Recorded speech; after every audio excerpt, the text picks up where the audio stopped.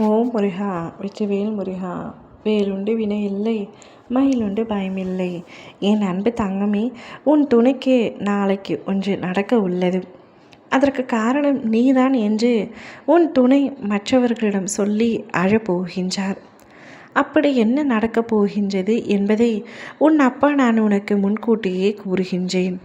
பொறுமையாகவும் கவனமாகவும் இதை கேள் தங்கமே.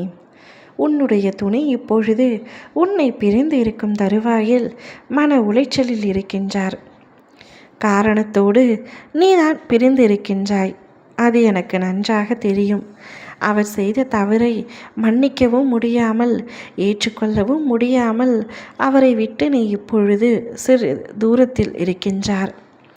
எத்தனையோ முறை அவர் உன்னிடத்தில் வந்து மன்னிப்பை கேட்டாலும் அந்த மன்னிப்பை ஏற்றுக்கொள்ளக்கூடிய மனப்பக்குவம் உன்னிடத்தில் இல்லை.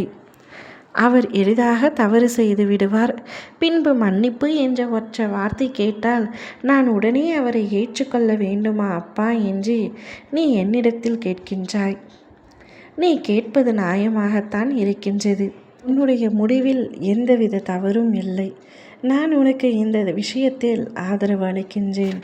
தவறு புரிந்தால் அதற்கான தண்டனையை அனுபவித்துத்தான் ஆக வேண்டும். அதை நானும் ஒற்றுக்கொள்கின்றேன். இப்பொழுது உன்னுடைய துணை அந்த தண்டனையை அனுபவிக்கும் நிலையில்தான் இருக்கின்றார். உன்னை பிரிந்து மன அழுத்தத்திலும் மன வேதனையிலும் சரியாக உண்ணவும் முடியாமல் உறங்கவும் முடியாமல் நித்தமும் தவித்து கொண்டிருக்கின்றார். அவரால் நீ இல்லாமல் இருக்க முடியவில்லை. பேருக்கு கம்பீரமாக இருக்கின்றாரே தவிர மனதளவில் குழந்தை போல இருக்கின்றார். எப்பொழுது நீ அவருடன் பேசுவாய், எப்பொழுது நீ அவருடன் சேர்ந்து வாழ்வாய் என்று ஒவ்வொரு நாளும் காத்து கொண்டிருக்கின்றார். உன்னிடமிருந்து ஒரு சிறு குறுஞ்செய்தி வந்துவிடாதா, ஒரு அழைப்பு வந்துவிடாதா, நேரில் வந்துவிட மாட்டாயா என்று ஏக்கம் கொள்கின்றார். இப்படி ஏங்கி ஏங்கி சரியாக உண்ணாததால் நாளை உன்னுடைய துணை மயங்கி விழப்போகின்றார். அக்கம் பக்கத்தினர் அவருக்கு தண்ணீர் தெளித்து எழுப்பி விடப் போகின்றார். இச்சம்பவம் நடக்க உள்ளது.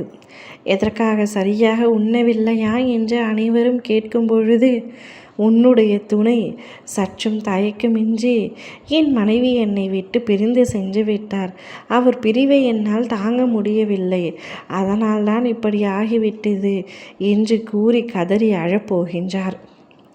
சுற்றி உள்ளவர்கள் அனைவரும் உன் துணையை பார்த்து இந்த அளவிற்கு மனைவியின் மீது அன்பு வைத்திருக்கின்றாரே, அவரை எப்படி புரிந்து கொள்ளாமல் அவள் இருக்கின்றாள் என்று அனைவரும் உன்னை ஒரு மாதிரியாக பேசும்படி நிகழப்போகின்றது. சுற்றி உள்ளவர்கள் பேசுவது அனைத்தும் உண்மையாகிவிடாது என்று உனக்கு தெரியும், எனக்கும் நன்றாக தெரியும்.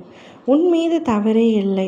ஆனால் அவர் சொல்லி அழுததனால் உன் மீது தவறு இருப்பது போல அக்கம் பக்கத்தினர் சித்தரிக்கின்றனர். ஆனால் உண்மை என்னவென்று அனைவருக்கும் தெரிய வேண்டிய அவசியம் இல்லை. நீ அதையெல்லாம் நினைத்து கொண்டிருக்க வேண்டாம். மனதை ஒருநிலைப்படுத்தி அமைதிப்படுத்து.